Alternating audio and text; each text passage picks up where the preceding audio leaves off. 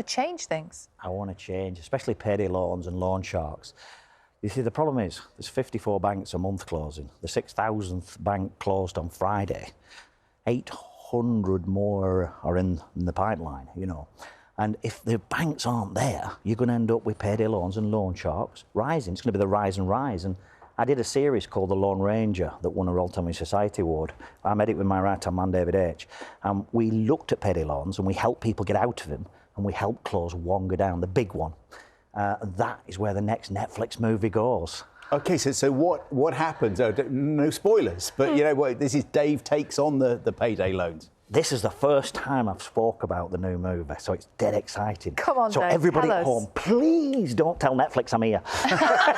This is our little secret. It's okay. And what happens is we go after the payday loan industry, like we did in the documentary series.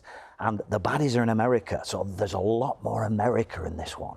And it's really exciting. There's some big stars like Rob Delaney out of Mission Impossible, you know, and it's really, really cool. Chrissy Metz, she's in it, out of This Is Us, the big American series. We've got Amit Shah, we've got Joe Hartley out of Afterlife, we've got Rory Kinnear, who looks more like me than I do.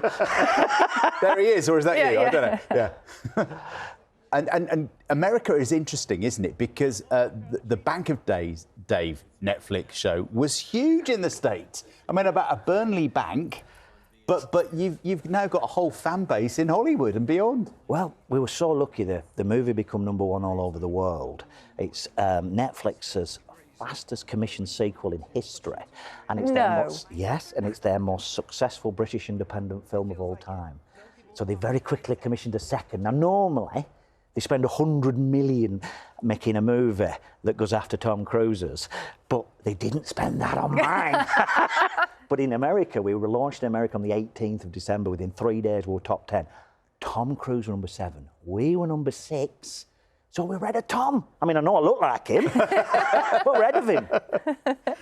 And you're doing good at the same time. You're changing things. What we're doing at the Bank of Davies, we're helping people get the best rate of interest. We then lending to people who can't borrow from the high street bank through no fault of their own, and after the overheads are paid, we give the difference to charity. But what's happened is I've been invited to America, not just because of the movies. The movies definitely lifted us profile, but I was invited to America. Here it is, the International Community Banks of America. I was asked to go there. It's an establishment opened in 1930. And they asked me to become the ambassador for community banks all across the United States. So I've become that now. And there's 5,000 community banks. They've got 5 trillion of money in them. And we're now pushing forwards, helping them get the right regulation. And so I was at the Senate in Washington, D.C., at the White House just a couple of weeks ago. Nobody knows this. And they asked me to become the ambassador for the whole of the United States of America. Wow. Are there lessons, do you think, we can learn here in the UK from what they do, the way they run these community banks over there? Well, I hope so, because the thing is, one of the questions I got asked by the senators there is, you know, do you have an ICBA in Britain? And I said, no. He said, well, who else? ICBA, That's the International Community Banks of America. Right. Do you have something similar to that? We don't have anything. He said, well, who helps you? I said, David H. and my team. And they obviously knew David H. is, because he's a legend. So they were really, really shocked. Now, Rishi Sunak sent me a letter a few days ago congratulating me on the new post of ambassador for America. And that was fantastic. I've been working with Joe Gideon and Andrew Griffiths, the Treasury Secretary, on looking at community